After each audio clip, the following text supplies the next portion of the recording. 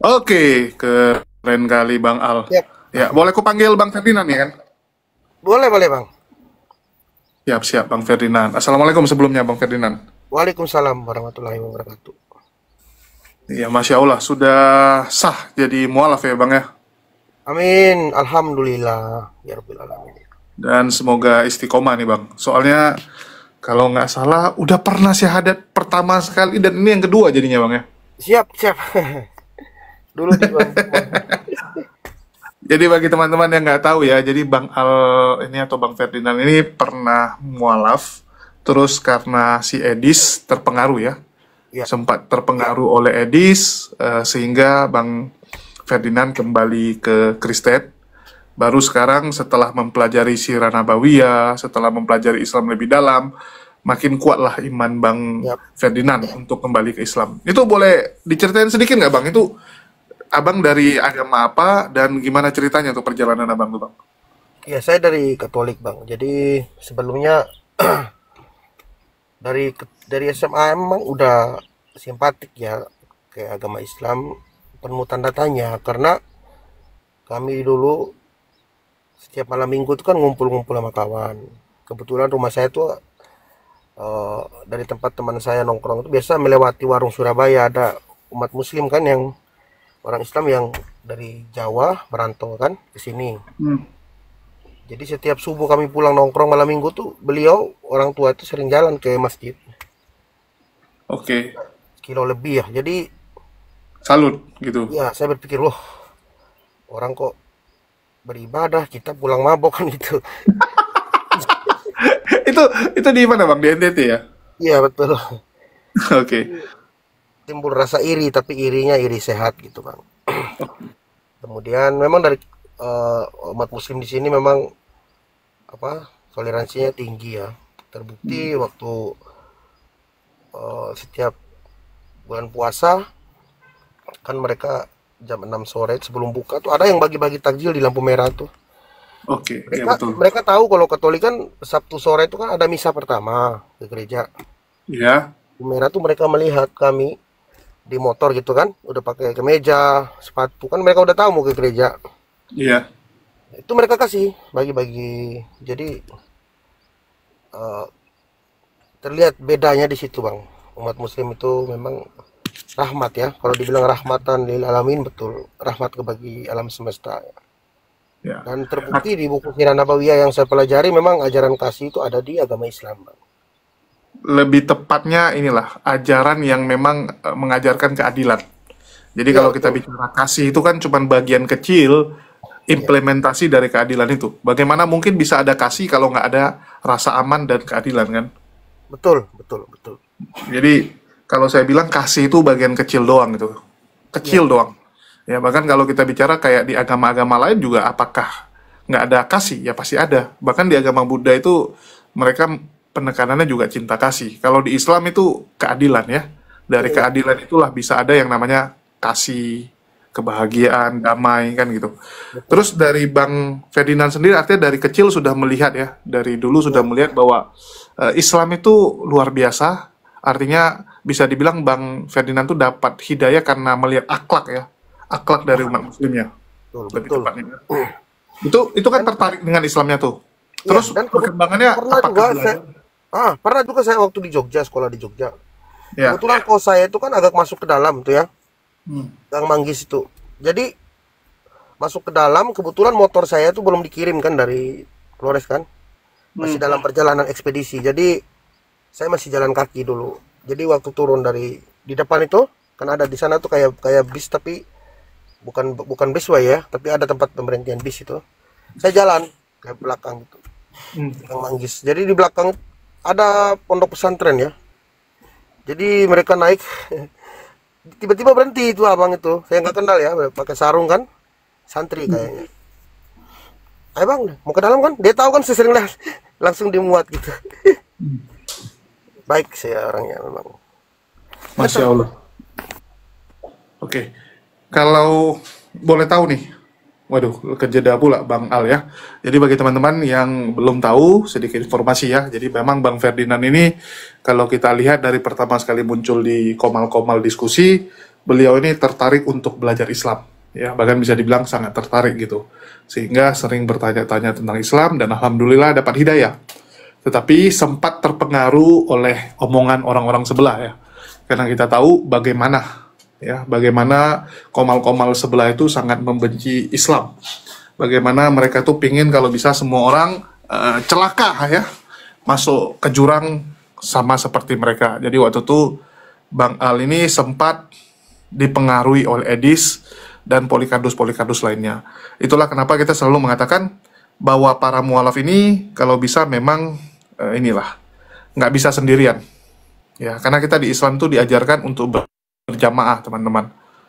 Kita tuh kuat kalau berjamaah. Kalau sendiri-sendiri kita akan diterkam oleh serigala-serigala ini. Nah, untuk itu kita harus membiasakan diri berjamaah lah, ya. Itu saran.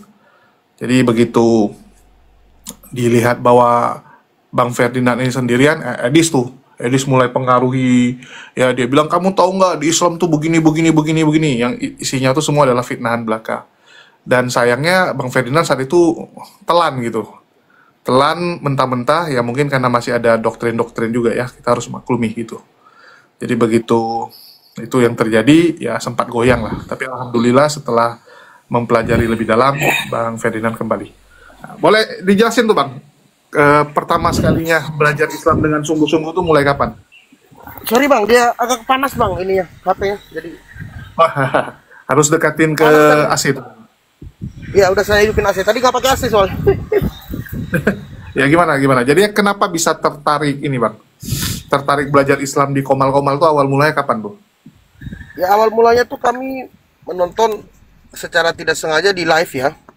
Live di Zulkifli M. Abbas apa? Iya Bang Zuma. Ya betul. Oke. Kami kaget ya, banyak sekali kisah-kisah yang selama ini kami tidak pernah pelajari dan kami tidak tahu. Contoh, sewaktu Bang Juma menjelaskan tentang perempuan Kanaan ya di Matius 15:24, di mana Yesus diutus itu hanya kepada domba-domba yang hilang dari Bani Israel. Betul. Di situ kami kaget loh. Selama ini kami nggak tahu kalau bahwa Yesus itu memang diutus hanya kepada Bani Israel.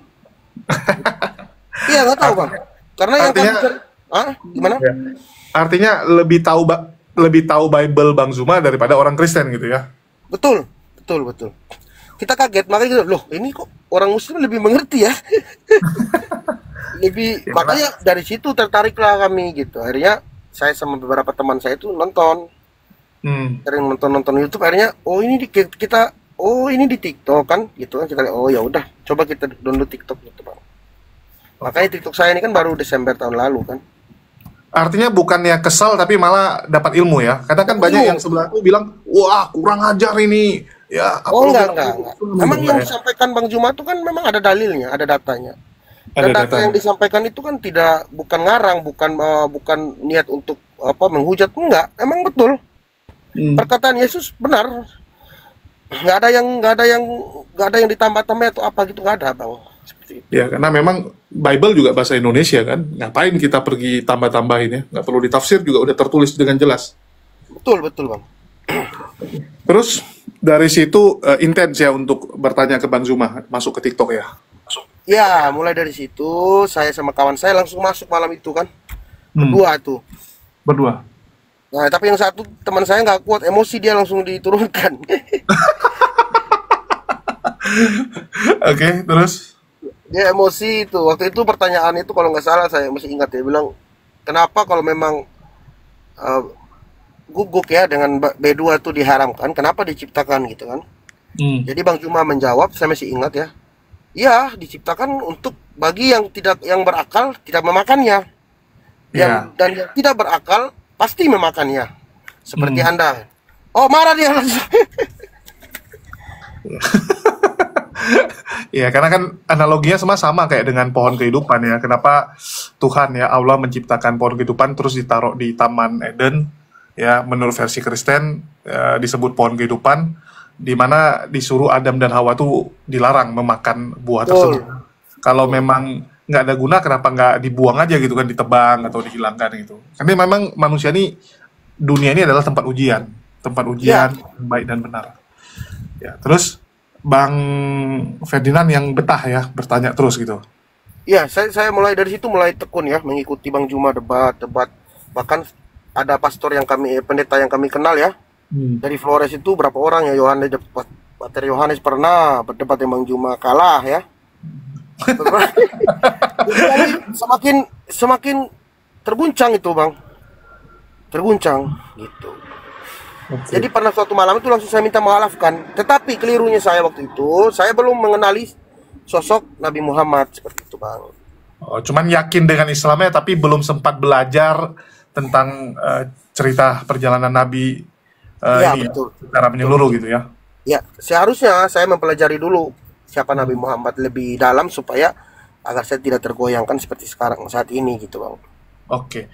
Terus waktu itu kan udah syahadat dan kenapa nggak belajar Islam tapi malah kok bisa terpengaruh tuh sama orang-orang seperti Edis tuh? Iya itu karena ada masalah internal dan keluarga Bang. Jadi saya ya biasalah dikucilkan apa segala macam.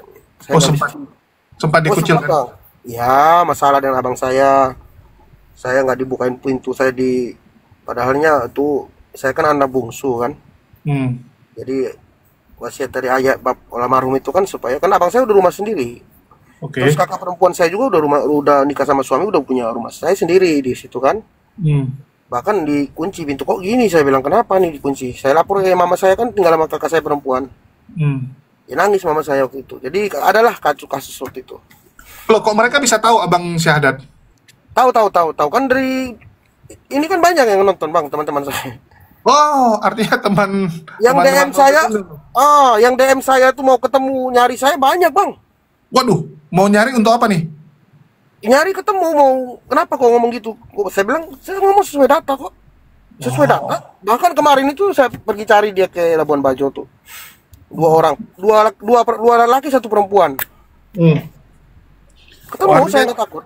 mereka nyari karena nggak terima ya, bukan karena Iya nggak mau terima. Islaman ya. Ya karena saya bergabung dengan Rom Muslim ya kan. Dengan Rom Iya, Muslim terus tertawa-tertawa kan. Kebetulan memang lagi berdebat pasti ada ini lalu yang kocak yang lucu kan. betul Ya betul betul. logika aja Bang, masa Tuhan mati kan gitu. Logika aja di waktu berdebat itu. Dan ada yang Betul. mengatakan Yesus 100% Tuhan, 100% duinatur. Kan enggak ada di ayat itu duinaturnya Bang. Hmm. Seperti itu. Sedangkan di Katolik kan ada 3 pilar. Ya, Hmm. pilarnya tuh kitab suci, Magisterium, ya magisterium dan tradisi suci. isi suci, ya. Ya, tapi yang diikuti kan lebih banyak tradisi suci dan magisterium gitu Bang. Sedangkan kitab Ya. suci ini kalau ikut Bible yang enggak. Di Bible itu yang diambil Bang lebih banyak itu di Matius 3:16. Ya karena begitu besar kasih Allah akan dunia ini sehingga Ia telah mengaruniakan anak yang tunggal supaya setiap orang yang percaya kepada tidak binasa melainkan peroleh hidup yang kekal. Sampai kami hafal karena memang itu sering dibacakan. Yang bagus-bagus aja lah, yang memotivasi Ya. yang sering dibawa ya. Tapi Tapi kalau ditelaah ayat itu Bang, sebenarnya percaya Yesus sebagai apa untuk memperoleh hidup yang kekal? Yaitu di Yohanes 17 ayat 3 jawabannya kan. Ya yoi, inilah hidup yang kekal itu, yaitu mereka mengenal Engkau satu-satunya Allah yang benar dan mengenal Yesus Kristus yang telah Engkau utus. 7. Itu Wow. syahadatnya Yesus sebenarnya. Iya. Jadi gimana ya Bang ya? Hmm. Jadi Ya tapi ya itu kalau memang mau ikut akal ya bersyahadat, tapi kalau ikut perasaan ya ya, silakan gitu. Karena kan banyak orang juga ini ya lebih memilih ikut perasaan, Bang. ya karena memang di Kristen terlalu enak Bang.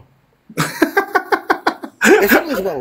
Kalau seenak-enaknya kata Bang Juma itu betul. Betul. Apa Makanya aja saya nih? bisa tahu Bang Juma itu bisa merasakan ya. Karena kami bebas Bang. Mau ngapain? Mau ke gereja minggu juga nggak ada yang larang, nggak ke gereja juga nggak ada yang ini. Hmm. Itu Bang. Jadi kami hidup tuh memang lebih banyak mengikuti keinginan daging, hawa nafsu gitu. Karena pagar pembatas atau ajaran-ajaran yang seharusnya kami ketahui, yang harusnya kami diberikan dari gereja itu kurang Bang. Ya, kurang.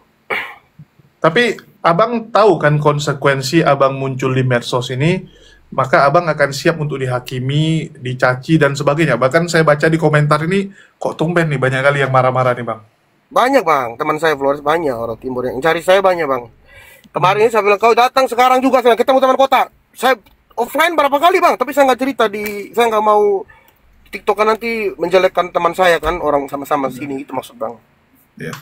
Ya itu saya jaga. Untuk saya juga jaga teman-teman saya dari Flores. Walaupun dia beda iman, mungkin dia emosi dan tidak paham, jadi nggak apa-apa.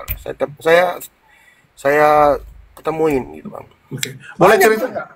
Apa yang mempengaruhi abang sehingga kemarin tuh sempat balik ke sebelah gitu? Sempat balik ke keyakinannya gitu. Apalagi Ya. ini kan bagus nih bang, supaya teman-teman yang sempat goyang juga bisa inilah jadikan pelajaran ya. Nah, jadi begini, awal mulanya itu abang saya dengan kawannya dia tuh mencari video-video potongan ya edis kan, yang berdebat sama Bang Juma lah, sama Yonatan Nandar lah dan lain sebagainya. Dikirimlah ke saya di DM di saya kan, tapi Oke. melalui kawannya abang saya. Hmm. Nah, jadi ini kau lihat ini, jangan kau tinggalkan Yesus segala macam. Saya lihat, memang di situ potongan itu memang kelihatan kalau edis itu kayak unggul gitu bang. Iya, karena potongan. Ya, tanpa saya menyelidiki dulu, padahalnya saya kan IT juga kan, orang informasi teknologi. Saya kan ngerti bang, dari IT juga saya bang, Iya. di gudang garam. Jadi saya paham kan, saya selidiki. Setelah itu saya nggak selidiki dulu, saya langsung masuk disarankan masuk ke Edis kan. Ya, si Kudis. Iya, langsung saya diterima bang. Jadi mereka seperti udah ini, sudah Udah tahu lah ya, informasi mungkin, abang. abang saya mungkin sama temannya udah DM bang Edis kan, udah gini-gini, wah ini Ya. tolong dulu adik saya gini, kayak seperti itulah saya menggambarkan. Jadi begitu saya di ini Edis itu mengatakan gini, oh nggak ada fitrah apa, mana ayatnya nggak ada, gini-gini, dia cerita semua tentang, ya udah saya banyak nonton dia akhirnya itu bang. Jadi goyang lagi saya waktu setelah ketemu Edis, karena kan mungkin abang lebih sudah tahu juga kan Edis seperti apa kan cara dia mau. Wah, itu dulu salah satu badut terbaik saya bang, dan saya cukup senang Edi sekarang berhasil ya. Dulu dia sering curhat sama saya. Kalau tanya sama dia biasa dia ngaku, karena kalau Edis masih ada inilah, masih bisa ngaku dia. Coba abang tanya siapa yang nolongin dia dulu di Singapura, dia pasti akan bilang saya. Iya bang. Jadi, dulu salah satu badut utama saya, dan saya senang badut-badut saya banyak yang sudah sukses ya, sudah terkenal.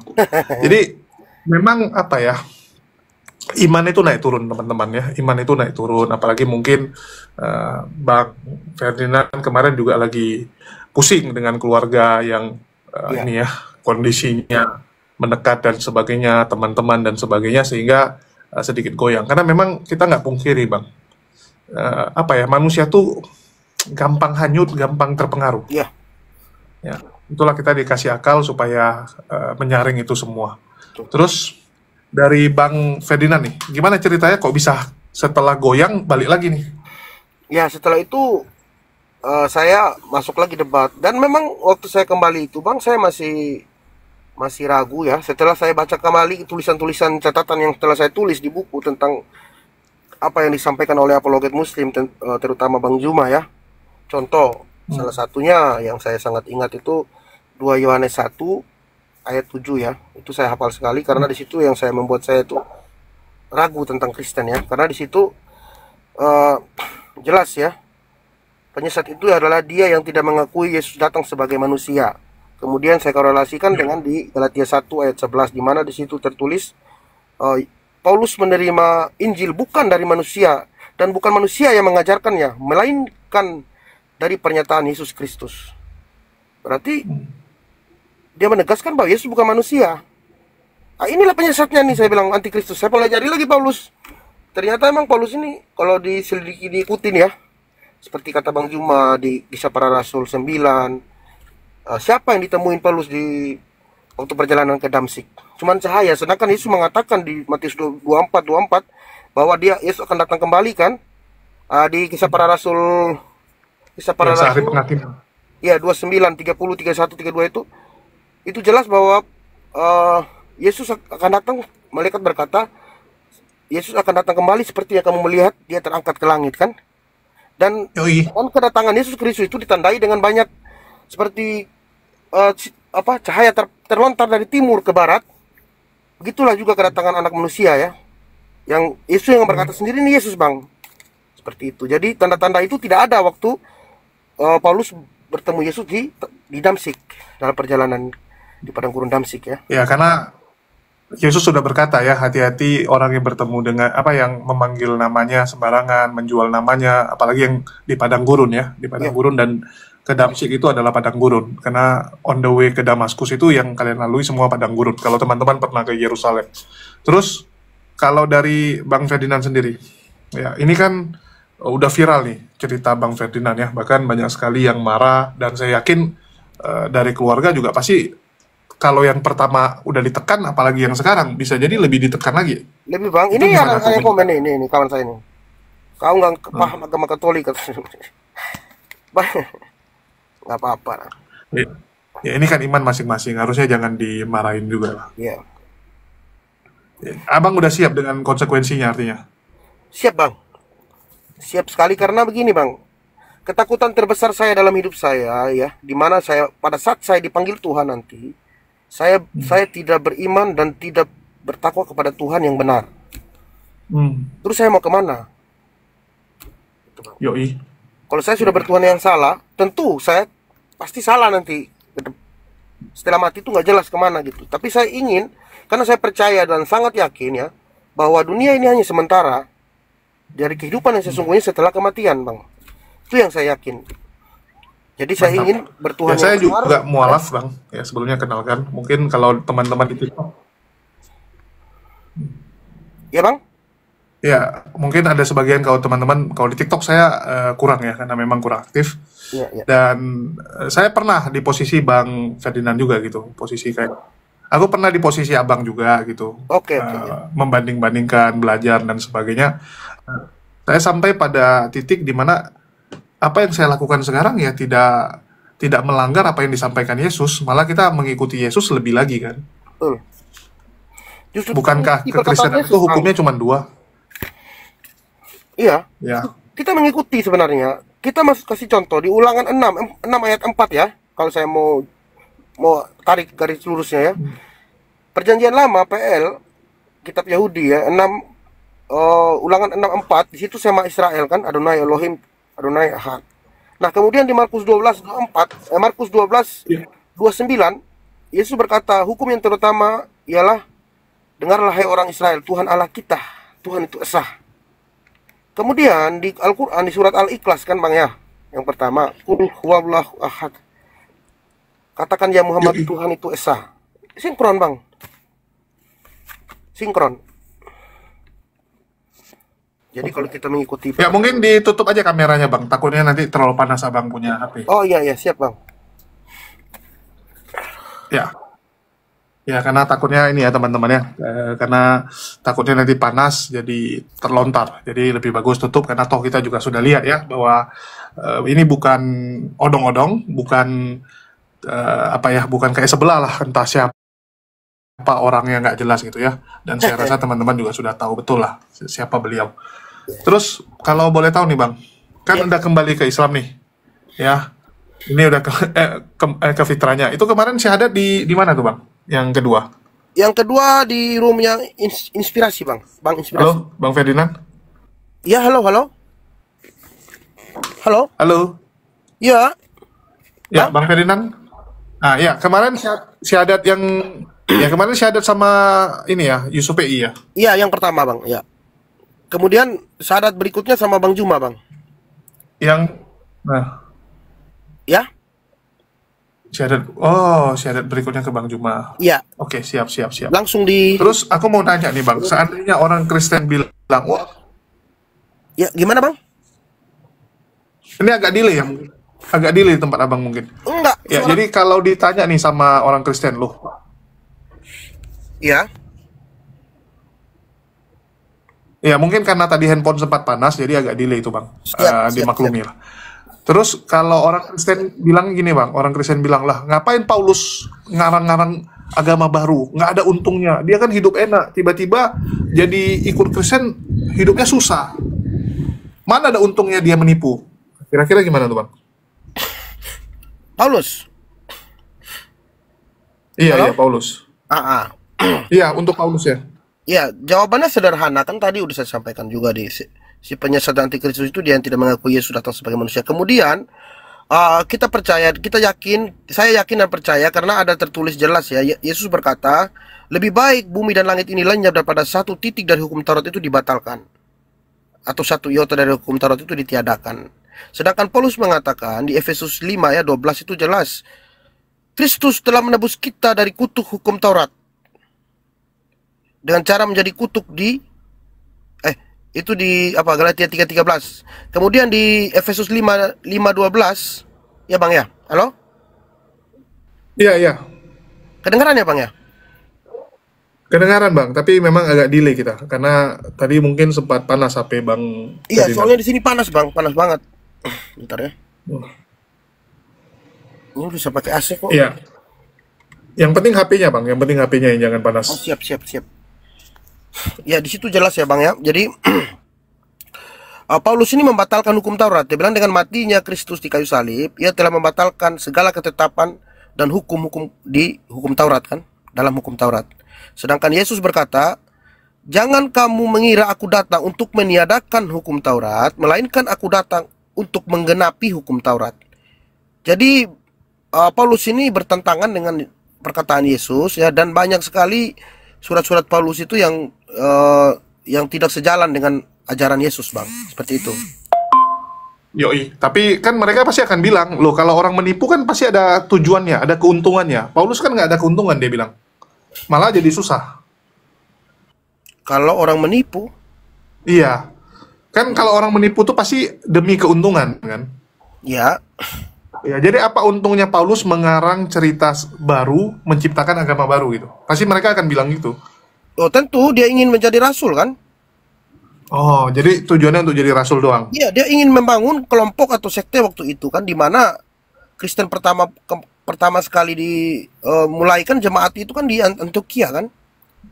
Yoi. Ya, Awal mulanya. Karena adanya Paulus ini kan yang ini kan? betul. Kalau nggak ada Paulus, ya nggak ada yang namanya Nggak ada. Kristen. Nggak ada. Karena jemaatnya Petrus, jemaatnya Yakobus itu nggak pernah dipanggil Kristen. Betul.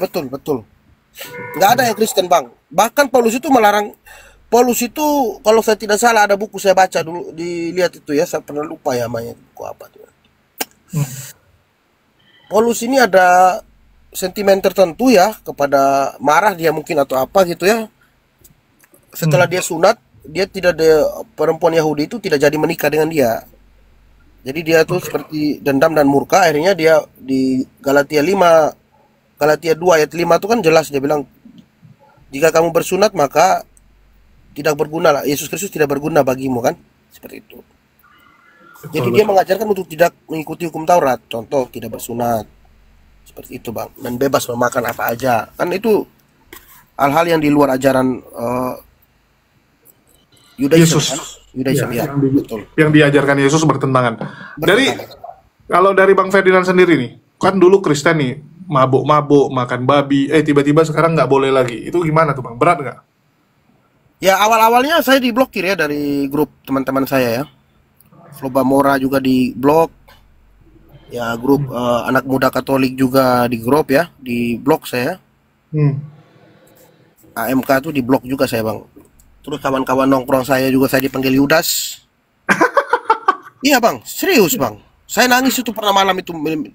Yudas setan, bilang, kau kawin sama ini, kau istri banyak begitu. Mereka ikut. Ya itulah Abang tahu lah ya kan, gimana Iya, cara. saya pernah rasain itu kok. Iya, seperti itulah Bang. Jadi saya tidak peduli.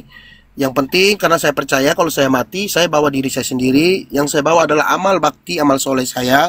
Perbuatan-perbuatan saya semasa hidup ini, yang tentunya perbuatan yang sejalan dan seirama dan sesuai dengan perkataan Yesus gitu. Saya mengikutinya, demikian. Siap. Artinya segala konsekuensi sudah siap diterima oleh Bang Ferdinand. Semoga istiqomah Bang. Karena paling penting tuh istiqomah, Bang. Paling penting dan paling tinggi punya nikmat itu adalah istiqomah. Ya, karena kita nggak tahu kan perjalanan hidup kita ini panjang Bang. Ya. Insya Allah ya. Akan ada badai-badai cobaan yang terjadi pada Bang Ferdinand ya. Bahkan bisa jadi akan ada pengkhianatan lah, akan ada kecewa yang berasal dari orang-orang, dan saya berharap Bang Ferdinand kuat karena jangan pernah lihat agama itu dari orang Bang. Ya, lihatlah dari ajarannya, ya, lihatlah dari kitab sucinya, jangan dari orang ya, karena kalau lihat orang kita bisa kecewa. Dan sekali lagi Bang Ferdinand kan artinya dari Katolik. Biasa Katolik itu kan mereka benar-benar menjaga dombanya, apalagi kalau ada domba yang hilang pasti akan dicari. Gimana dari keuskupan? Ya, saya pernah juga, karena saya pernah sebelumnya saya pernah berdebat dengan Frater Bang.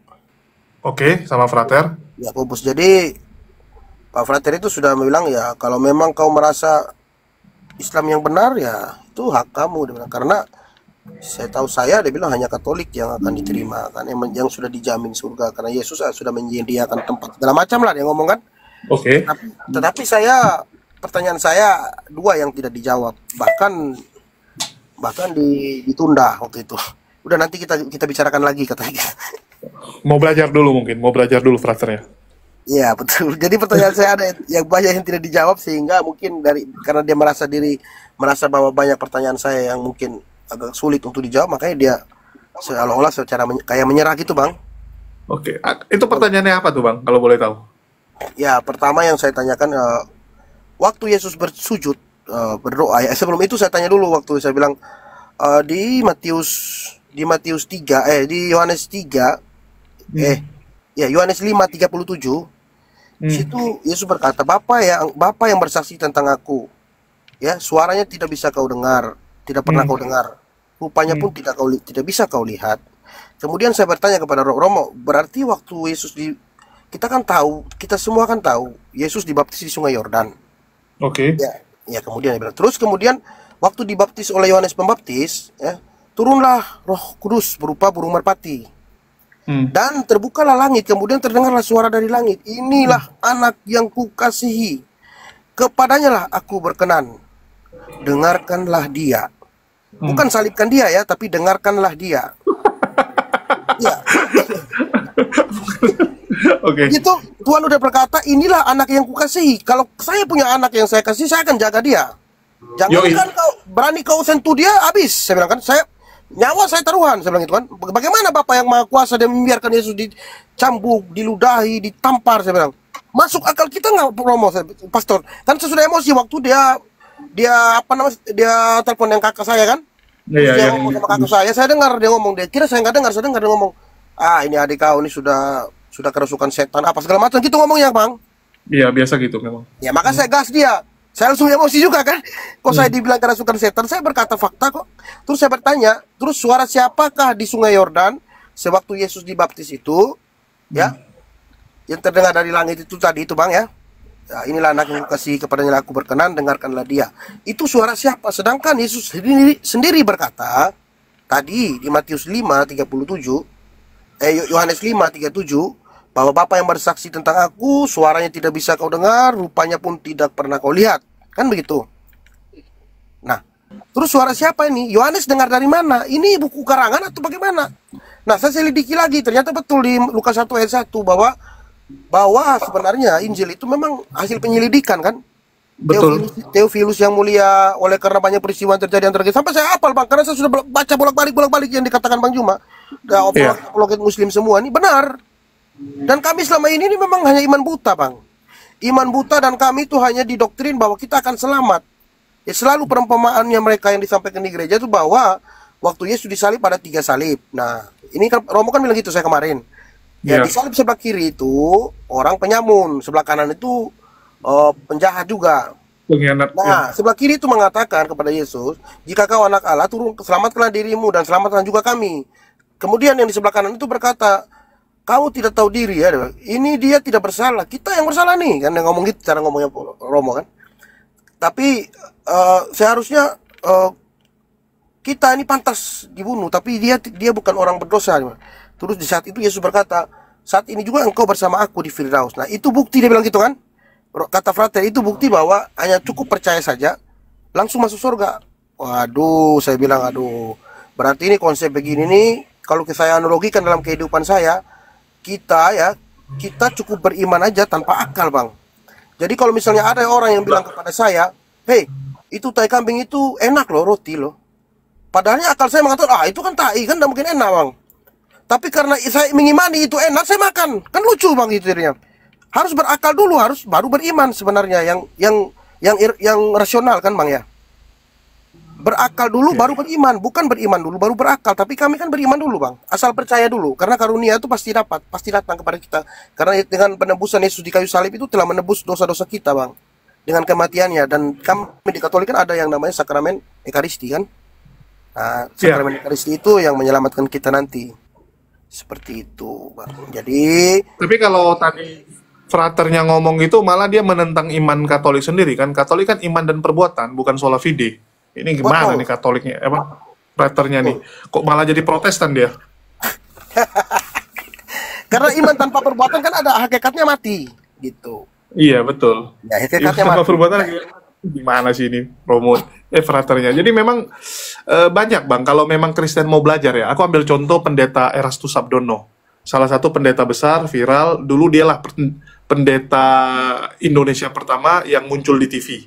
Yang ada siaran khusus lah ya. Kalau zaman waktu saya kecil ada tuh yang pendeta siapa lupa saya tuh yang bule itu, yang ada penerjemahnya samping. Wah, itu kan dulu yang pertama, baru kedua Erastus, baru Gilbert, baru Philip Mantova ya. Jadi pendeta Erastus itu setelah 20-an tahun belajar, ya 20-an tahun jadi doktor teologi, dia sekarang pengajarannya udah mulai benar gitu. Ya, mulai ya teman-teman, bukan benar, tapi mulai. Yaitu dia menempatkan Yesus bukanlah pribadi yang setara dengan Allah Bapa. Dia bilang Yesus hanya penerima kuasa, ya. Yesus tuh hanya diberikan jubah, ya, jubah kemuliaan, jubah ke ini kemahakuasaan gitu. Tapi sebenarnya bukan dia sumbernya gitu. Dia cuman meneruskan. Jadi Yesus dan Bapa adalah satu, satu dalam apa? Dalam pelayanan. Cuman teman-teman Kristen ini kan sering menerjemahkan ya apa? Yesus dan Bapa adalah satu. Artinya satu itu sama-sama Tuhan, yang nggak gitu gitu. Jadi memang kalau orang benar-benar mau belajar, ya dia akan sampai kepada titik di mana oke, kita ikut Yesus nggak apa-apa, tapi ikut Yesus menyembah siapa gitu. Apakah Yesus minta disembah? Ya enggak kan gitu. Nah, jadi memang teman-teman tuh harus benar-benar belajar lah, jeli gitu. Dan sebenarnya perdebatan ini bisa lebih enak, lebih damai kalau sama-sama mau belajar gitu. Bukan dengan niat ingin saling menjatuhkan atau niatnya ingin saling marah ya. Tapi memang niatnya itu untuk yuk sama-sama kita baca, sama-sama kita gali informasi-informasi ini. Terus dari Bang Ferdinand sendiri, kalau boleh tahu nih Bang, udah berkeluarga belum? Ya, sebenarnya sudah, Bang, tapi Oh ya sudah enggak itulah. ya? Ah, Oke. Oke. Jadi dari Bang Ferdinand sendiri, pasti akan banyak nih tuduh-tuduhan. Wah kamu nih menjadi mualaf karena ada niat dan kepentingan nih. Nah, itu gimana tuh Bang? Pasti itu banyak kan yang nuduh gitu. itu sedikit kalau itu, Bang. Wah, masih Ya, sedikit. ya itu orang kalau ke situ hampir-hampir nggak ada ya. Saya nggak belum pernah ada yang bilang seperti itu. Itu fase tuh Bang. Biasanya mualaf yang pertama diserang agamanya dulu. Wah itu Islam tuh begini, kamu salah, sudah tersesat. Betul. Nanti pada satu titik saat abang sudah mulai bisa menjawab semua fitnah mereka, mereka akan mulai nyerang pribadi bang. Ya, Biasanya itu. Mereka betul. akan mulai nyerang pribadi. Jadi siap-siap aja gitu. Ya, ya. Saya juga curiga pasti mereka akan mulailah ada-adalah cara mereka kan untuk menjatuhkan. Tapi saya tidak peduli ya. Saya siap menerima konsekuensinya karena yang saya utamakan saat ini adalah iman saya, Bang. Iman Hmm. kepada Tuhan yang benar, pada Allah Subhanahu wa taala karena bagi saya konsep ketuhanan Islam konsep ketuhanan yang benar itu yang sudah final itu hanya Islam.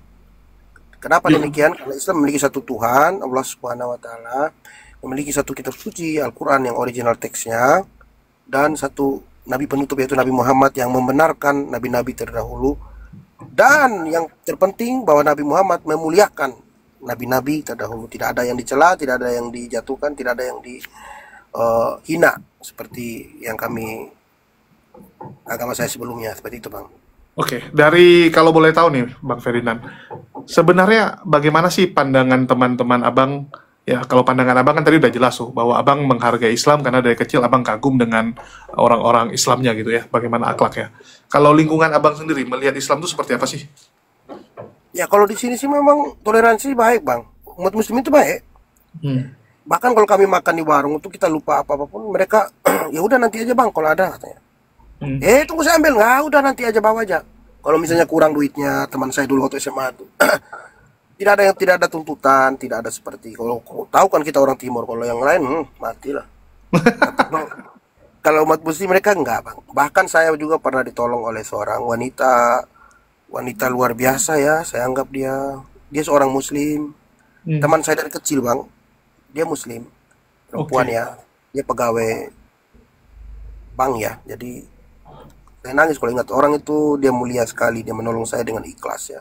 Bahkan malam-malam mengantar apa yang saya minta tuh dengan mobilnya waktu itu, karena mobil saya masih ada dalam bengkel.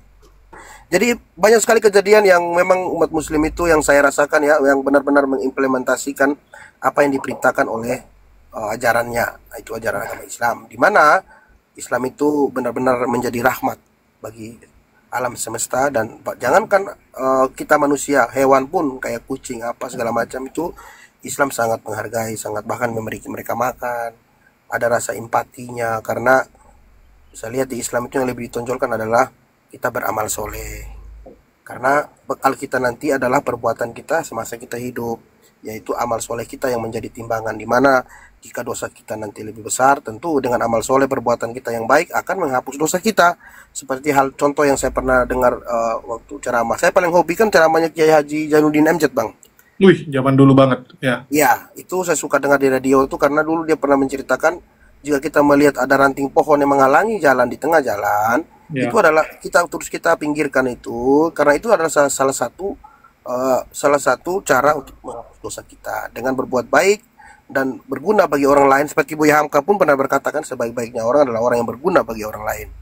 Tentu banyak sekali motivasi-motivasi dari orang-orang terdahulu yang saya petik ya, yang saya ikutin, sehingga saya juga tidak asal menerima Islam begitu saja, tapi karena saya mempelajarinya terlebih dahulu dengan sangat dalam ya. Saya boleh dikatakan sangat dalam karena saya mengikuti semua sampai di tausiahnya UAS itu. Saya masih simpan videonya juga. UAS pernah berkata, kalau orang Islam yang mengerti agama Islam, kalau dia kaya, dia tidak sombong. Kalau dia miskin, dia tidak putus asa karena dia tahu dia datang dari mana. Aku sampai di sini sebentar seperti orang berlindung di bawah pohon yang rimbun. Besar, Bang. Dan UAS pernah berkata juga, duduklah dengan orang yang takut kepada Allah dan takut kepada hari akhir. Niscaya kamu akan bertakwa kepada Allah. Jadi banyak sekali ajaran-ajaran Nabi, ulama-ulama Islam ini ya, yang sebenarnya yang betul patut kita contohi karena itu rasional ya, masuk akal kita, logika kita dalam untuk berpikir, Bang. Demikian, saudaraku. Ya, karena Yesus juga udah berkata ya, jadilah berkat gitu teman-teman ya. Manusia yang paling berguna tuh ya kita bisa jadi berkat bagi orang lain. Jangan jadi musibah ya, jangan jadi musibah, jangan jadi tukang ngerepotin orang lain ya, kayak Edis gitu kan. Kerjanya ngambilin makanan orang gitu. Kalau Edis itu bagi saya sekarang dia tuh pelawak, Bang. Dia orang paling pintar ya, dia paling pintar di antara orang-orang paling terbodoh. Jadi dia tuh memang paling pintar di antara orang bodoh, Bang. Mohon maaf ya. Ya. Saya harus berkata jujur. Sebenarnya itu dulu gagangnya nih, Bang. Dulu tuh Edis, dia kan udah lama tuh, Bang. Dulu aku sering gangguin dia gini, Dis, lu senior. Ya, sama kayak lu aku selalu bilang gini, Dis, kalian senior, tapi kok nggak ada satupun hasil karya kamu, aku bilang. Ya, maksudnya kamu tuh kayak nggak ada dampaknya bagi kekristenan. Jadi kalau saya, walaupun ini saya anggap sebagai inilah ya, musuh kita gitu kan. Kalau dalam perang kan ini musuh gitu, dalam perang akidah dia musuh. Tapi kan ya sama musuh pun kita kalau bicara ya harus inilah sesuai gitu.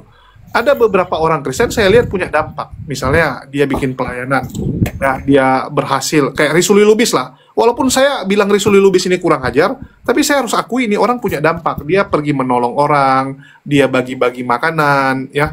Walaupun dalam rangka bagi makanan sambil doain orang Islam gitu. Ya, tapi minimal dia adalah kontribusinya kepada orang Kristen. Sedangkan yang ini kan semua nggak ada kontribusi positifnya. Yang ada malah memanfaatkan kekristenan untuk kepentingan pribadinya. Jadi waktu itu aku bilang sama dia, Rudy Yohanes itu berhasil menipu orang Kristen dengan mengatakan mau bangun panti asuhan, padahal yang dia bangun rumah pribadi. Ya, disitulah si Edis ini termotivasi. Disinilah Edis itu termotivasi untuk meniru. Jadi aku bilang, kamu jangan bilang panti asuhan lagi, orang udah nggak percaya. Oh iya, dia bilang. Nah, dari situlah dia bikin namanya Rumah Apologet Kristen, rumah apologet anti geruduk, dia bilang. Ya, supaya teman-teman Kristen donasi ke dia. Ya, donasi ke dia bisa bangun rumah juga, sama seperti seniornya si Rudy Yohanes gitu. Jadi ya mereka ini orang-orang yang pintar memanfaatkan situasi kalau aku bilang.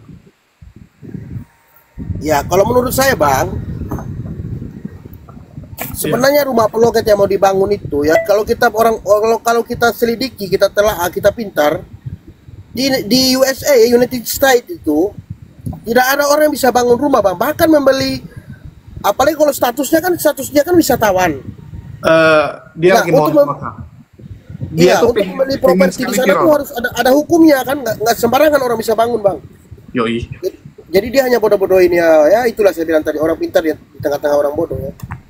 Ya dia bisa aja bang kalau punya duit dalam jumlah besar. Cuman ya itu dia tuh pengen banget viral supaya jadi gini bang.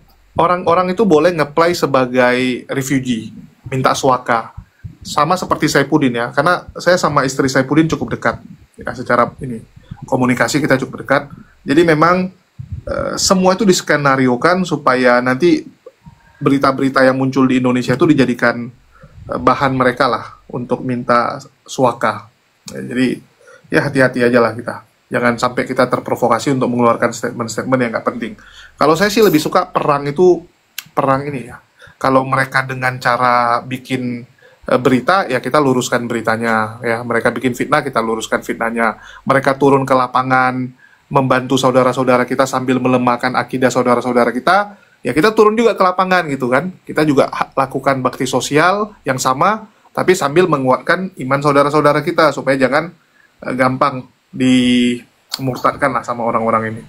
Tapi saya salut dengan Bang Ferdinand ya, kalau kita lihat hafal ayat-ayat, artinya benar-benar mencari, benar-benar belajar.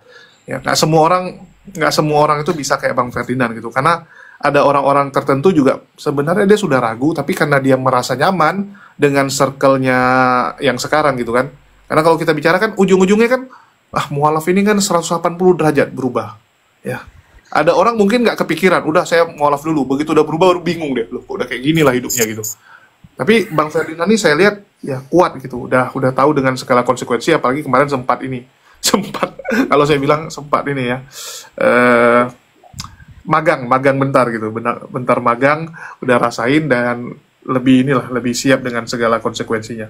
Tapi sekali lagi ya saya ucapkan selamat buat Bang Ferdinand yang sudah mendapatkan hidayah dan semoga bisa kuat imannya dan belajar terus bang.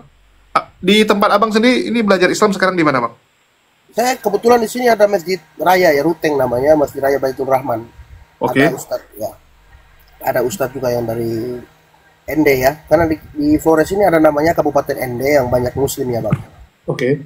Ya, jadi pusat itu kan dia di sini tugasnya, saya sering konsultasi dengan dia. Siap, mantap. Saya kalau lihat orang-orang timur yang mualaf ini luar biasa gitu, karena biasanya ya mohon maaf bang, orang timur itu ikatan kekeluarganya kuat gitu. Jadi kadang-kadang pertimbangan untuk mualaf itu adalah nanti saya dikucilkan sama teman-teman saya dibuang sama lingkungan saya, udahlah nggak usah mualaf lah. Kadang kalau mualaf pun ya udahlah diam-diam aja gitu. Tapi Bang Ferdinand siap gitu. Siap bang. Konsekuensinya kan kita nih ibarat orang mualaf itu sebenarnya mendapat tubuh yang baru bang. Iya.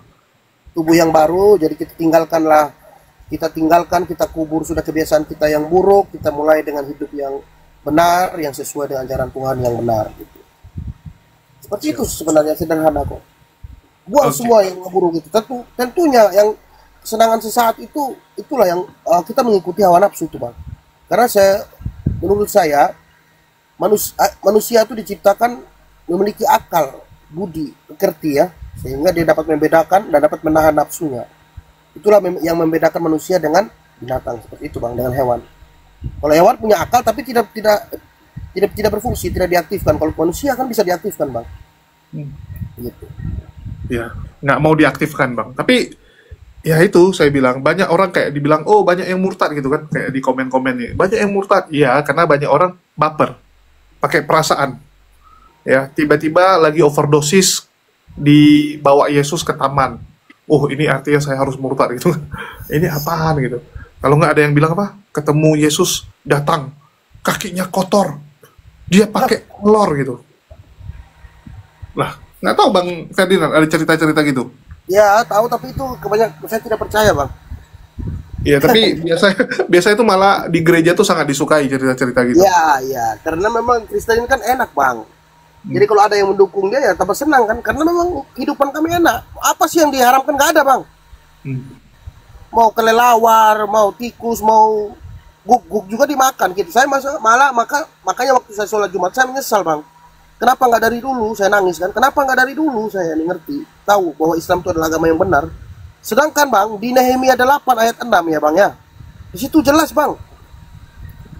Nehemia, coba kita baca sama-sama ya, Kak Bang ya. Halo Bang? Iya, iya, silakan Bang. Ya. Nehemia 8:6 itu Bang, itu jelas.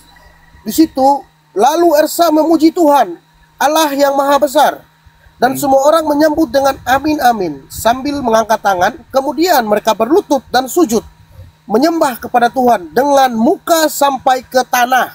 Ritual berdoa seperti ini atau ritual ibadah seperti ini hanya dilakukan oleh umat muslim. Terbukti kan, waktu sholat kita harus sujud, ruku dan lain sebagainya.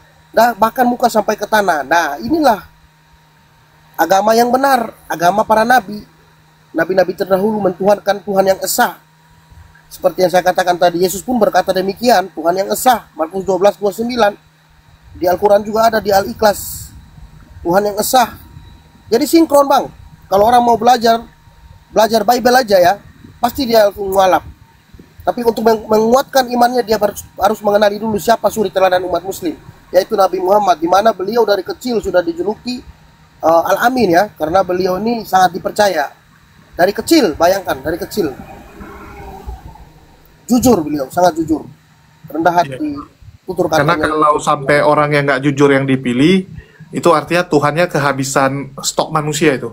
Ya, sampai nggak ada lagi pilihan yang lain, sampai yang harus dipilih itu orang seperti itu gitu. Ini umatnya terlalu kritis mungkin, terlalu sedikit ya, terlalu sedikit jumlahnya sampai orang seperti itu yang dipilih. Oke, di sini ada adiknya Edis nih, Tio Marta Sidabutar. Ya, shalom Tio Marta. Shalom. Dari tadi ada yang mau disampaikan, silakan Kak Marta. Saya mau nanya nih sama Ferdinand. Salam kenal Ferdinand. Iya, salam kenal saudara. Ya, saya mau nanya sama Ferdinand. Apakah dari kecil Anda rajin ke gereja? Oh tentu, saya sudah sakramen Krisma. Kalau di Katolik itu kalau ada sakramen Krisma itu sudah hatam berarti di Alkitab.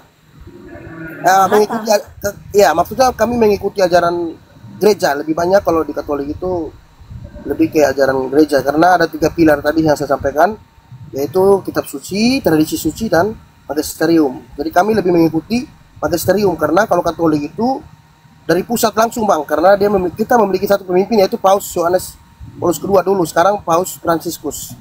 Paus itu adalah orang nomor 1 di Katolik. Jadi apa-apa yang diajarkan di Katolik itu ritualnya itu berasal dari mengikuti ajaran-ajaran dari Vatikan. Begitu Bang, Kak.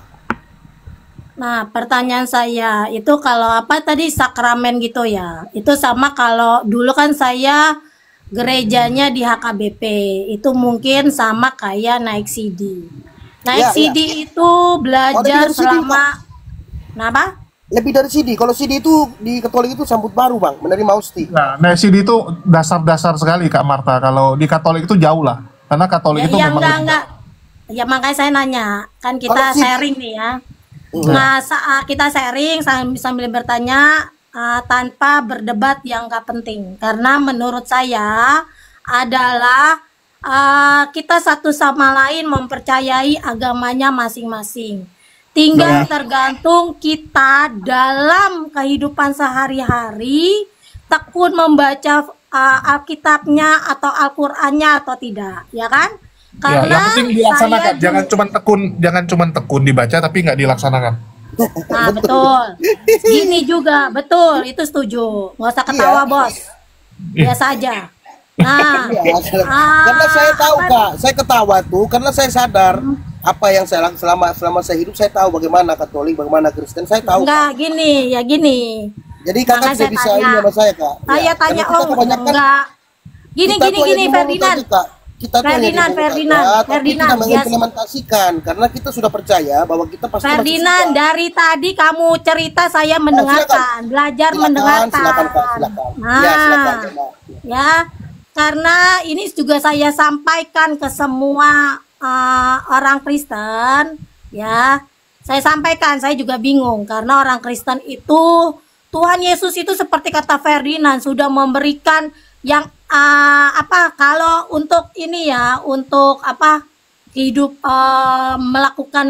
melakukan ritualitasnya itu terlalu mudah. Seperti contohnya Alkitab bahasa Indonesia. Kita gampang membaca, tidak seperti orang Islam yang tulisannya Al-Quran untuk sulit untuk mengartikan. Jadi pesan saya buat Kristen-Kristen dimanapun berada, karena Alkitab kita bahasa Indonesia, bacalah tiap hari, karena iman itu timbul dari pendengaran.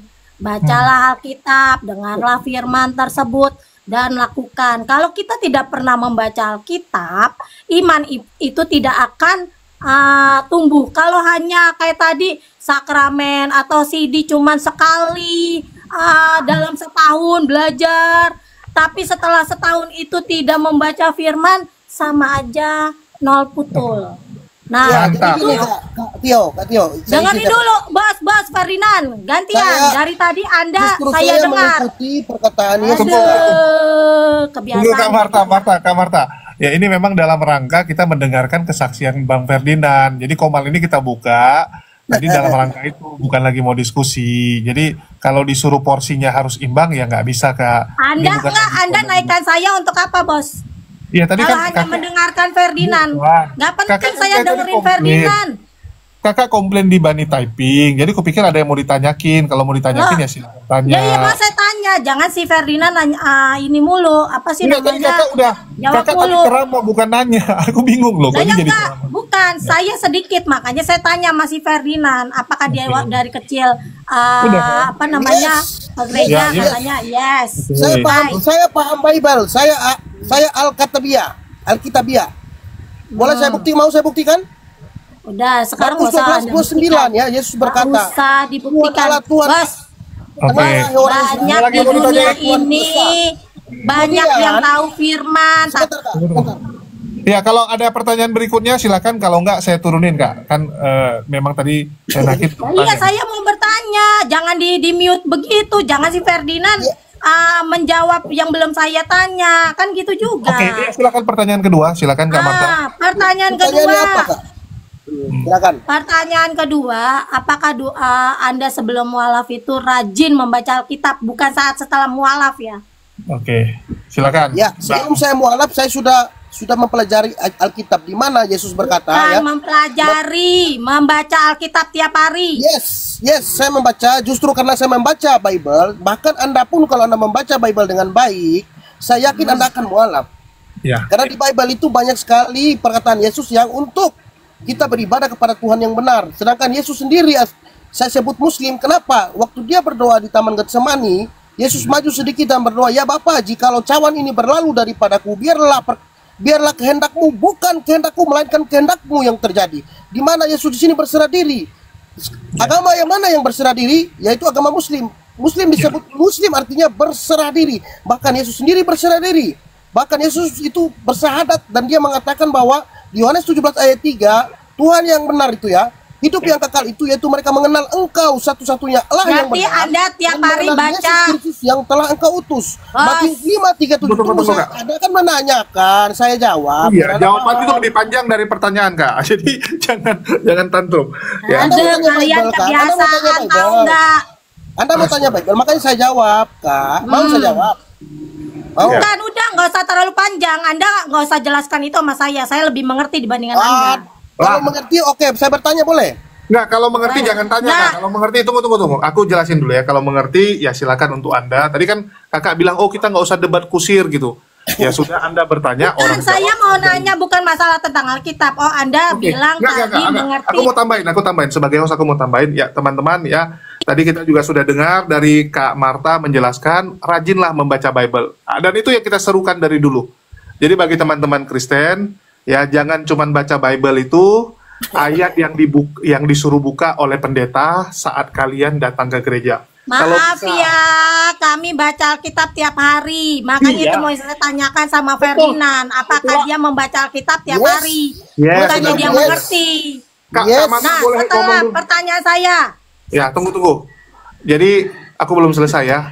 Dan itulah yang selalu kita sampaikan. Kita bukan seperti apologet Kristen atau Polycardos Kristen yang menyuruh kalau ya membaca itu harus yang ini. Enggak, kita enggak. Kita minta teman-teman nggak ada yang disuruh seperti itu. diam. Ya, jadi kita minta kepada teman-teman Kristen, bacalah mulai dari Pendeta Kejadian tidak ngajarin sampai seperti Wahyu. itu. Baca dari kitab Kejadian sampai Wahyu, dan benar-benar kalian pelajari apa yang diajarkan Yesus, ya, bagaimana perintah Yesus, bagaimana perintah Elohim, ya, baru kalian lihat bagaimana Paulus dalam mengajar. Oke, kalian Dan bandingin, itu ngajarin kalian itu, Bos. bandingin dan kalian belajar, oke? Ah, Ya, silakan. pendeta tiap hari suruh baca Alkitab. Nggak ada Sudah saya seperti baca, itu. makanya mau saya Loh, tadi saya jelaskan bilang tadi. Polikardus kok. Saya bilang Polikardus gimana? Aku ada bilang pendeta nggak? Nggak ada aku bilang pendeta nggak Marta? Nggak ada kan? Udah gini, udah saya Oke. tanya. Ya, Marta Datang. udah selesai. Dia tadi bilang mau ditanya. Silakan Bang Ferdinand mau tanya apa ke Kak Marta? Baik, saya mau bertanya kan dia kata Belum selesai. Matius 5 Setelah Anda 37, baca, Yohanes 5:37, Bapa yang bersaksi tentang aku, ya. Suaranya tidak bisa kau dengar, rupanya pun tidak bisa kau lihat. Kemudian saya bertanya, waktu Yesus dibaptis oleh Yohanes Pembaptis di Sungai Yordan, turunlah Roh Kudus berupa burung merpati, kemudian terbukalah langit dan terdengarlah suara dari langit. Inilah anak yang kukasihi, kepadanya lah aku berkenan. Ya, dengarkanlah dia, bukan salibkanlah dia, ya. Nah, kemudian suara siapakah itu? Sedangkan perkataan Yesus tadi jelas bahwa Yesus berkata, Bapa yang bersaksi tentang aku, suaranya tidak pernah kau dengar, rupanya pun tidak bisa kau lihat. Lalu suara siapa di Sungai Yordan yang dari langit itu? Silakan. Ferdinand, kau tahu nggak? Di Alkitab pernah nggak kau baca? Makanya saya tanya dulu samamu, ya, sebelum itu. Itu anaknya si siapa namanya? Ismail siapa aja? Kalau emang kau rajin baca Alkitab. Abraham memiliki 2 orang anak, yaitu Ishak dan Ismail. Terus pertanyaannya, Ismail memiliki 2 anak. Ya, Ishak memiliki katanya rajin baca Alkitab. Ishak memiliki 2 anak, ya, Esau dan sabar dong. Kenapa jadi kepanasan? Iya, kok jadi kepanasan ini. Di sini bisa Yakub atau Kak Israel Marta. itu berasal. Iya, nggak, aku turunin dulu, aku beresin dulu. Ya, udah sesi wawancaranya selesai, baru sesi diskusi ya, karena ini bukan sesi diskusi teman-teman, ini sesi kita nanya kesaksian dari Bang Ferdinand. Ya, cuman Kak Marta tadi ngamuk-ngamuk kejang-kejang di komen, jadi saya naikin karena saya pikir ada hal yang mau dia sampaikan. Ya, rupanya tadi dia mau bertanya, ya udah bertanya dan dia sudah promo suruh teman-teman baca Bible. Dan kita setuju. Sekali lagi kita sangat setuju. Ya, bacalah Bible dengan benar. Ya. Bagus. Ya, karena dengan membaca Bible kalian akan menemukan apa itu ajaran Yesus sebenarnya. Ya, itu. Betul nggak Bang Ferdinand? Dengan membaca Bible kita jadi tahu kan? Betul sekali. Kalau dia memahami Bible, ya, terus dia tinggalkan doktrin dan dogma dari gereja yang sudah mendarah daging dalam tubuhnya, saya yakin 1000% dia akan mualaf. Iya. Karena di dalam Bible itu menyatakan bahwa Yesus jelas sekali 300-an lebih ayat Yesus itu adalah utusan, dan dia mengatakan dia datang dari Bapa. Bapa tidak lebih besar dari anak, anak tidak lebih besar dari Bapa, ya. Utusan tidak lebih besar dari yang mengutus, ya. Hamba tidak lebih besar daripada Tuhan. Banyak sekali ayat perkataan Yesus yang menyatakan dan membenarkan bahwa dirinya adalah seorang utusan. Kita contohkan saja di waktu kelahirannya, ya. Di Markus 2 ayat 11, di mana itu Yesus di situ berbunyi, hari ini telah lahir bagimu juru selamat Kristus, koma Tuhan di kota Daud. Seharusnya itu Kristus itu artinya manusia yang diurapi Tuhan. Tidak perlu koma lagi Tuhan. Jadi terjemahan inilah yang menyesatkan teman-teman saya, ya. Saya kesian sama mereka. Demikian saudaraku. Oke, nanti kalau Kak Marta mau naik mungkin sekitar 15 menit lagi kita naikkan lah untuk sesi diskusi, tapi aku mau tutupin dulu ini karena siaran ini kita siarkan juga di YouTube, ya. Mohon maaf karena ini kesaksian mualaf, bukan lagi diskusi. Jadi ini kita siarkan di Hidayah Mualaf Center, ya, di channel Hidayah Mualaf Center untuk kesaksian Bang Ferdinand, supaya ini bisa dilihat oleh banyak orang, dan sekali lagi tujuan kita adalah menginspirasi, ya, menginspirasi orang-orang untuk bisa mendapatkan hidayah juga, ya. Dan kalau yang Muslim dari lahir, semoga bisa menguatkan iman kalian, karena kita tahu kadang-kadang iman kita bisa naik turun, kadang-kadang kita bisa juga disesatkan oleh orang-orang penyesat di luar sana. Sehingga dengan melihat, menonton, mendengar, ya, kesaksian-kesaksian dari teman-teman kita seperti ini bisa menguatkan akidah kita. Terus tadi juga sudah dijelasin, ya, pentingnya membaca Bible, dan kita sangat setuju. bahwa memang Bible itu harus benar-benar kalian baca dan kalian mengerti, bukan sekedar baca. Sekali lagi ya, kalau cuma sekedar baca tapi nggak diresapi, nggak dimengerti, untuk apa? Dan itu kita sudah buktikan dari diskusi selama ini, banyak sekali teman-teman kita Kristen, bahkan pendeta sekalipun, yang baru tahu ayat Bible-nya setelah dibacakan dan dijelaskan oleh umat muslim, bahwa ada loh ayat ini. Ya, baru mereka bilang, oh ada ya? Mana? Dikasih nampak, oh ada rupanya gitu. Ini kan membuktikan banyak teman-teman Kristen waktu membaca tuh benar-benar nggak diresapi. Ya, cuman baca-baca, sekedar baca gitu. Nggak pernah ditelaah, ini maksudnya apa? Ini tentang apa gitu. Banyak yang seperti itu, teman-teman. Untuk itu, kita mengajak ya, sekali lagi, yuk sama-sama belajar bareng. Ya, silakan Bang Ferdinand, ada lagi mau tambahin? Udah, kayak saya udah kesian saya sama teman-teman saya yang tidak mau membuka diri ya. Itu aja pesan saya, belajar berbaik Bible, tapi sebelum baca atau mau masuk diskusi dengan teman-teman apologet muslim, tinggalkan dulu doktrin dan dogma gereja. Itu aja, rahasianya gampang kok. Kalau sudah ditinggalkan itu, buka hati, saya yakin kok, ibarat gelas ya, kalau ditutup gelas itu, kita tidak bisa tuang air ke dalamnya. Tapi kalau tutupnya dilepas, dikeluarin, terus kita tuang, pasti masuk airnya. Karena dia membuka diri kan. Seperti itu. Sederhana. Oke. Ya mungkin dari Bang Ferry, ya assalamualaikum buat Bang Abraham dan Ferry. Abraham, shalom berarti ya. Ya, silakan dari. Waalaikumsalam. Saya Muslim. Ya, siap. Ada yang mau disampaikan, Bang? Saudaraku Abraham dan Bang Ferry. Ya. Jadi memang kalau kita baca betulan, ya akan, kalau kita menggunakan akal ya pastinya akan ada keiskalan ya, banyak di situ. Tetapi kan persoalan mereka itu membaca dengan akal yang jernih itu juga merupakan bagian daripada petunjuk. Kalau jika petunjuk itu di stop ya, sehebat apapun dia tidak akan terbuka gitu. Jadi misalkan tadi disebut oleh Bang Al-KTP itu Tuhan telah lahir di kota Daud. Ya, Tuhan itu dilahirkan secara akal sudah nggak bisa diterima. Kemudian Alfa Omega itu yang awal yang akhir. Tetapi di Matius 1 dia punya silsilah. Ini kan kontradiktif ya. Kalau akal yang bicara tentunya akan menolak, meskipun tidak harus dia mualaf gitu. Tetapi menolak dia. Menolak tentang narasi-narasi seperti itu karena memang tidak masuk akal sesuai fitrah manusia.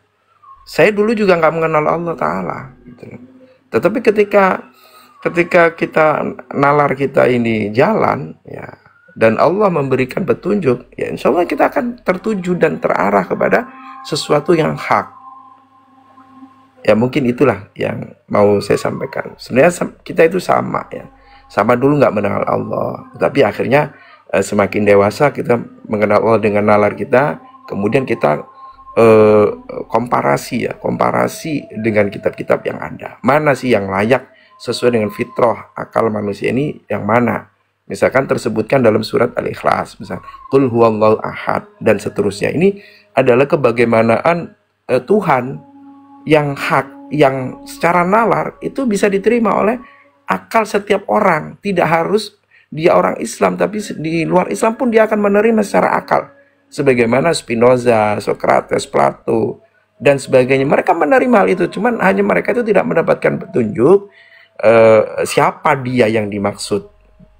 Nah, itu harus dicari. Kalau akalnya jalan, dia akan mencarinya. Mencari mana kitab yang memang benar-benar sesuai dengan fitrah itu mana.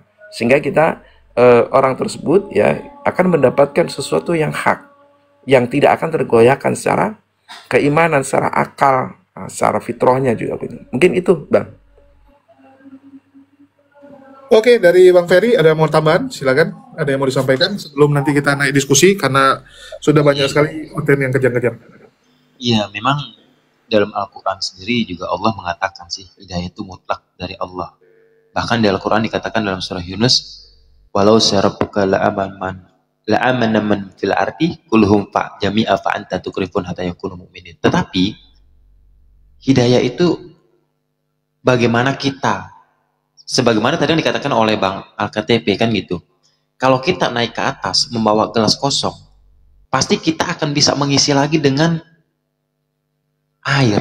Tetapi kalau kita ke atas dengan membawa gelas yang sudah penuh dengan air, bagaimana bisa kita untuk mengisi air lagi, pasti akan tumpah. Begitu juga dengan kita. Kalau hati kita sudah penuh kebencian, ya pasti kita nggak akan bisa menerima yang namanya kebenaran, melainkan pembenaran. Nah, di Al-Quran, kenapa sih kami ini memilih Islam itu sebagai agama yang benar? Kenapa?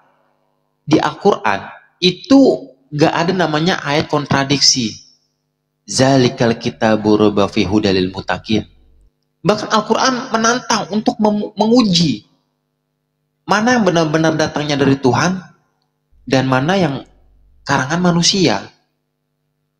Kan gitu. Yang kedua adalah yang gak masuk di akal ketika kami masih ada dalam kekristenan. Tuhan itu mempunyai sifat kekal.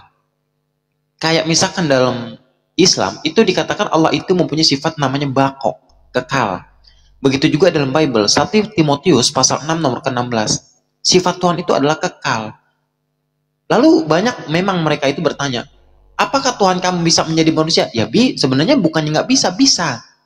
Akan tetapi kita perlu garis bawahi, itu akan membatasi sifat kemahaan Tuhan.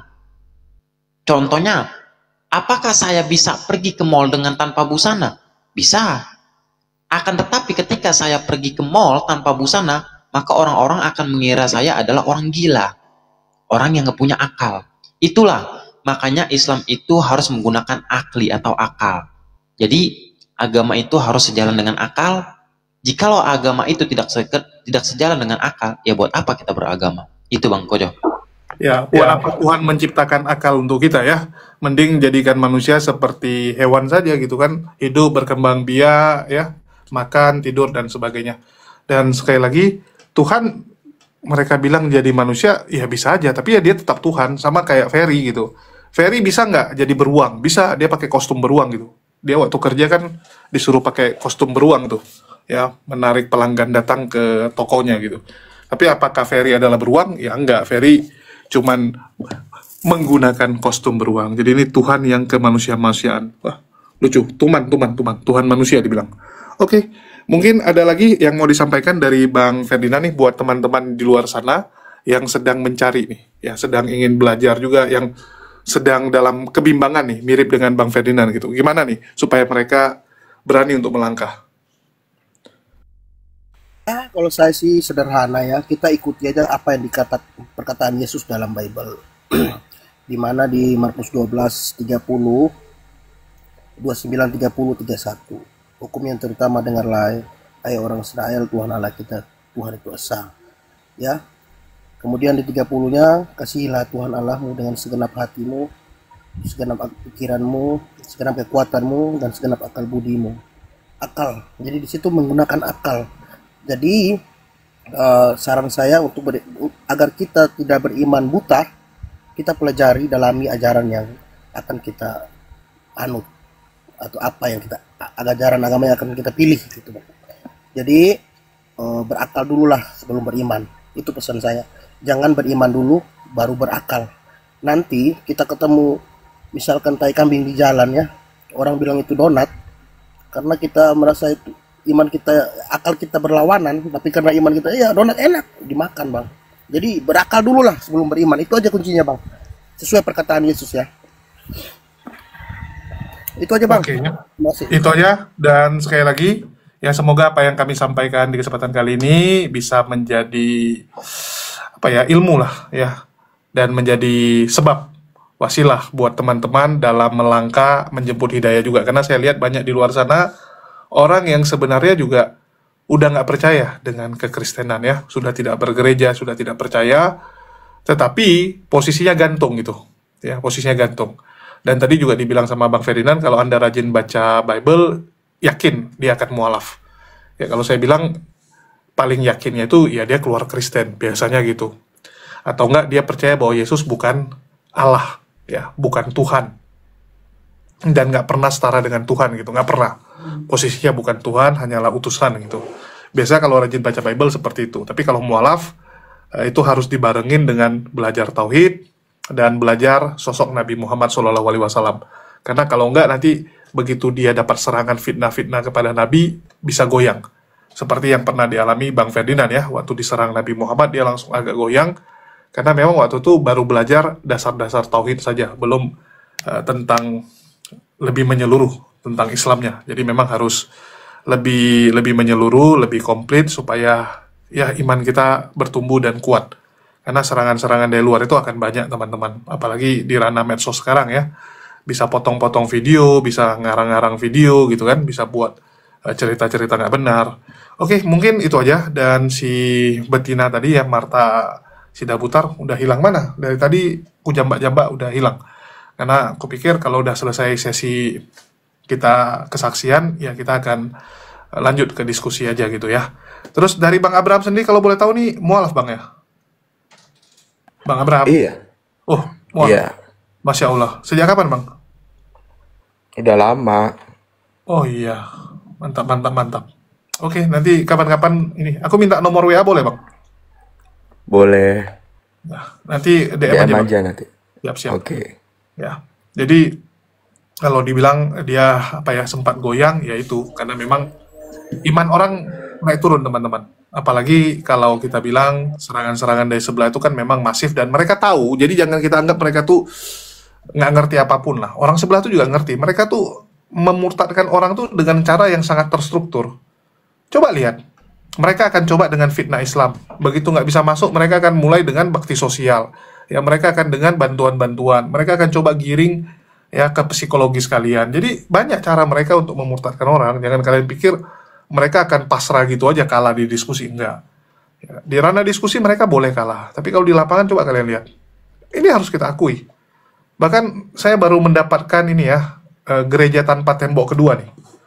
Ya, waktu itu kan saya dapat gereja tanpa tembok pertama itu yang di belakang Istiqlal, Risuli Lubis. Sekarang ada gereja tanpa tembok kedua nih, entah dari gereja mana, bukan Risuli Lubis. Dan insya Allah mungkin minggu depan lah, setelah saya pulang dari Semarang, saya akan ke sana ya untuk melakukan bakti sosial dan penguatan akidah lah buat teman-teman kita yang ada di gereja tanpa tembok 2. Saya sebut gereja tanpa tembok 2. Terus jangan lupa juga teman-teman, API akan mengadakan milad di bulan depan dan saya sendiri besok akan ke Semarang. Bagi teman-teman yang ada di Semarang bisa kontek-kontekan ya, atau Semarang sekitarnya lah.